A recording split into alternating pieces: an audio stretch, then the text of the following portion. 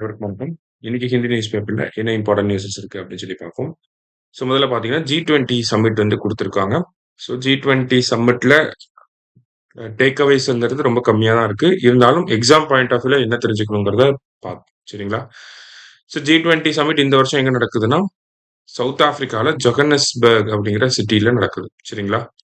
Johannesburg, south ஆப்பிரிக்கால நடந்துகிட்டு இருக்கு. அடுத்த வருஷம் 2026ல இந்த G20 மீட் எங்க நடக்க போகுது அப்படின்னு சொல்லி பார்த்தீங்கன்னா, யுஎஸ்ல மயாமி அப்படிங்கிற சிட்டி இருக்கு. மியாமி.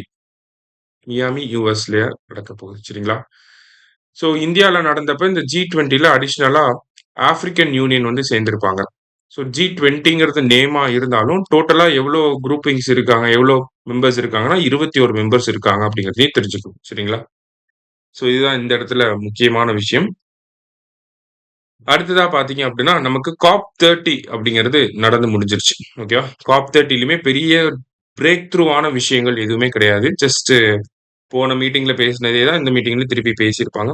ஒரு பெரிய டேக் அவேஸ் அப்படிங்கிறது இல்ல.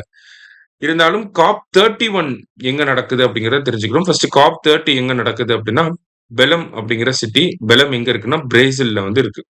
சரியா? பெலம் பிரேசில்ல வந்து இருக்கு. COP31 வந்து எங்க நடக்க போகுது அப்படிங்கிறதுக்கான அனௌன்ஸ்மென்ட் வெளியாயிருச்சு. எங்க நடக்க போகுது அப்படின்னா, அன்டல்யா அப்படிங்கிற சிட்டி. ஓகேவா? அன்டல்யாங்கிற சிட்டி எங்க இருக்குன்னா, டர்க்கில வந்து இருக்கு. சரியா? ஸோ COP31 எங்க நடக்க போகுது அப்படின்னா, அன்டல்யா, டர்க்கி. G20 அடுத்த வருஷம் 2026ல Miami, South Africa. Sorry Miami, USA. COP31 அடுத்த வருஷம் பார்த்தீங்கன்னா, அன்டல்யா, டர்க்கி. இந்தியால இந்த காப் மாநாடுகள் நடந்திருக்கா அப்படின்னு சொல்லி பார்த்தோம்னா, ஒரு டைம் நடந்திருக்கு. ஓகேங்களா? 2002ல COP8 அப்படிங்கிறது இந்தியால தான் நடந்துச்சு. இந்தியால எங்க நடந்துச்சு அப்படின்னா, நியூ டெல்லில நடந்துச்சு. இதுக்கப்புறம் இந்தியா எப்பயாவது ஹாஸ்ட் பண்ண போறாங்களா அப்படின்னு பார்த்தோம்னா, இன்னும் ஒரு 2 வருஷம் கழிச்சு 2028 மீட்டிங்கே இந்தியா நடத்தணும் அப்படின்னு சொல்லி ஒரு விருப்பத்த தெரிவிச்சிருக்காங்க. பட் ஸ்டில் அது இன்னும் ஃபைனலைஸ் ஆகல. சரியா? ஸோ இது 2 முக்கியமான விஷயங்களா இருக்கு. அடுத்ததா பார்த்தீங்கன்னா, தமிழ்நாட்டு சார்ந்த ஒரு முக்கியமான விஷயம் இருந்துச்சு. என்ன அப்படின்னா, ஒரு முக்கியமான எழுத்தாளர் ஈரோடு தமிழன்பன் அவர்கள் வந்து இறந்து போயிட்டாரு. ஈரோடு தமிழன்பன் இவர பத்தி தெரிஞ்சுக்கணும் அப்படின்னா, ஆ 1933ஆம் ஆண்டு பிறந்திருப்பார். ஓகேவா? ஈரோடு சென்னிமலை பகுதியைச் சேர்ந்தவரு.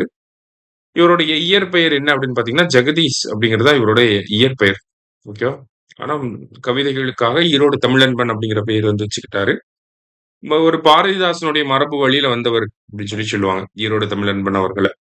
நெறைய ஃபேமஸான கவிதைகள் எழுதியிருப்பாரு, திரைக்கதைகள் எழுதியிருப்பாரு, வசனகர்த்தாவாக இருந்திருப்பாரு, பாடலாசிரியராக இருந்திருப்பாரு, பேச்சாளர், செய்தி வாசிப்பாளர், இந்த மாதிரி பல பரிணாமங்கள்ல இவரு அவருடைய பணிகள வந்து செய்திருப்பார். அதுல முக்கியமா பார்த்தீங்கன்னா, 2004ஆம் ஆண்டு இவருக்கு சாகித்ய அகாடமி விருது வழங்கப்பட்டுச்சு. ஓகேங்களா?